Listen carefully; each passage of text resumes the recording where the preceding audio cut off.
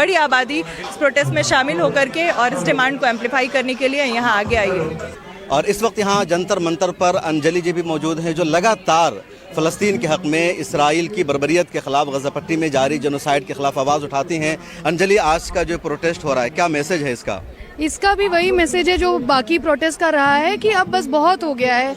कितनी बार युद्ध विराम को बार बार इजराइल जो है बेइज्जती कर रहा है। वो इंटरनेशनल लॉ की बेइज्जती तो बार बार कर ही चुका है और अब किसी भी तरीके से हमें पता लग गया कि कोई 2 स्टेट सोल्यूशन हो, कोई भी ऐसी चीज़ हो जो ह्यूमैनिटी से लिंक्ड हो, उसको आप इजराइल से एकदम डीलिंग कर सकते हैं।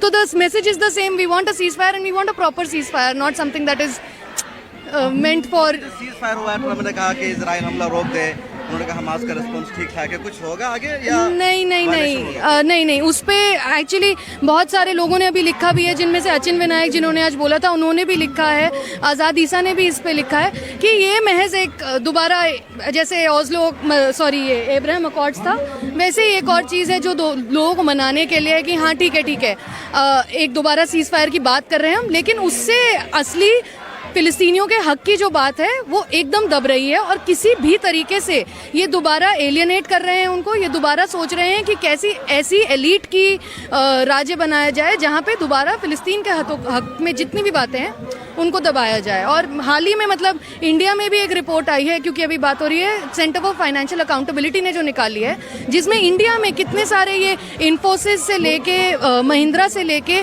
जियो से लेके अंबानी अडानी जितने भी ये लोग हैं जिनका इन्वॉल्वमेंट रहा है, उनके बारे में पूरी बात करी है, किस तरह से उनका इन्वॉल्वमेंट है इजराइल में। एकेडमिक कोलैबोरेशंस तो आप छोड़ दीजिए, लेकिन जिस तरीके से बिजनेसेस बढ़ रहे हैं, जो बायलैटरल ट्रीटी अभी साइन हुई है जिसके डिटेल्स इन्होंने पब्लिक में जारी नहीं करे हैं, जो कि हर ट्रीटी के इनको पब्लिक में जारी करना इनका फर्ज बनता है, उससे पता लगता है कि कैसा इनका इन्वॉल्वमेंट है इजराइल के साथ और कैसा रहने वाला है। और सुमुद फोटिला को लेके भी हाइफा पोर्ट पे इंडिया का झंडा ये लहरा रहे हैं। कितनी शर्मनाक बात है, क्योंकि हाइफा पोर्ट से ही सबसे ज्यादा सर्वेलेंस हो रहा है फोटिला के वहां पे पहुंचने का। तो एक आप क्या संदेश देना चाह रहे हैं कि इंडियन बिजनेसमैन वहां पे इन्वॉल्व हैं, जहां पे लोग अंतर्राष्ट्रीय स्तर से मिलके आ रहे हैं गाजा में मदद पहुंचाने के लिए, और आप लोग यहाँ पे ऐसे बिजनेसमैन को प्रमोट कर रहे हैं जो वहां पे इंटरसेप्ट करेंगे और आपको इन्फॉर्मेशन देंगे कि कैसे उसे रोका जा सकता है। ग्लोबल स्मूथ फ्लोटिला गया, 45 से ज्यादा उसमें बोट्स थे, हाँ जी, 600 से ज्यादा एक्टिविस्ट, सबको रोक दिया। हाँ जी। तो क्या दोबारा अब इस तरह की कोई कोशिश होगी? इनके हौसले अब टूट गए हैं दोबारा?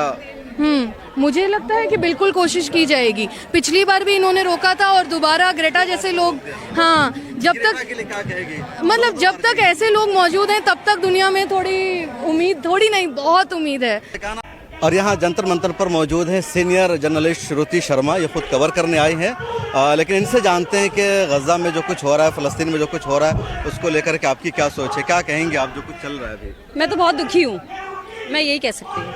मतलब मैं ये फैदम ही नहीं कर पा रही हूँ कि हम लिटरली जेनोसाइड देख रहे हैं इंस्टाग्राम पर और रोज़ मार रहे हैं लोगों को।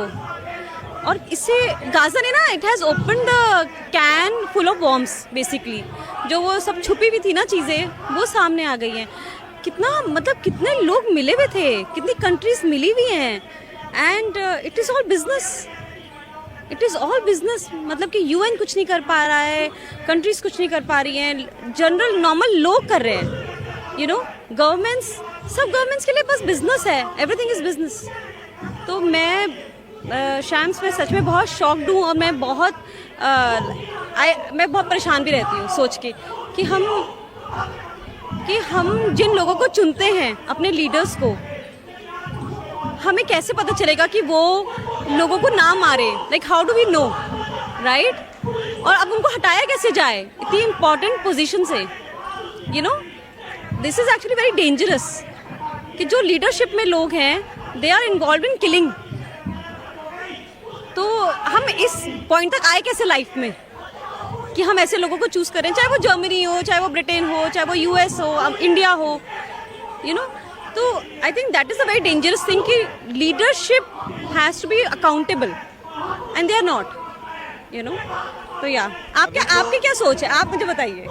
ऑफ कोर्स मुझे जो आपकी सोच है वही मेरी भी सोच। जो ट्रम्प का प्रपोजल आया, हमास ने भी रिस्पॉन्स किया, फौरी तौर पर इजराइल को कहा कि हमला रोक दे, हालांकि अभी भी वहाँ मौत हो रही है, तो क्या कुछ सोल्यूशन निकल सकता है अब या अभी भी और मामला आगे बढ़ेगा? एक तो मेरे को समझ नहीं आता कि who is Trump to tell other country, है ना, who is Trump to tell other country कि मैं तुम्हारे लिए प्लानिंग कर रहा हूँ। Why you plan for your own country ना।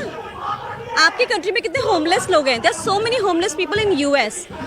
आप स्कूल बंद करते हो। शिकागो में when I was there they were closing schools in the black communities, वहाँ के हैं। आप अपने देश के स्कूल्स बंद कर रहे हो, अपने देश में लोगों को पढ़ाई नहीं करने देते। आपके देश में शूटिंग्स होती हैं, बच्चे मारे जाते हैं शूटिंग्स में, आपका कोई कंट्रोल नहीं है आईआरए के ऊपर।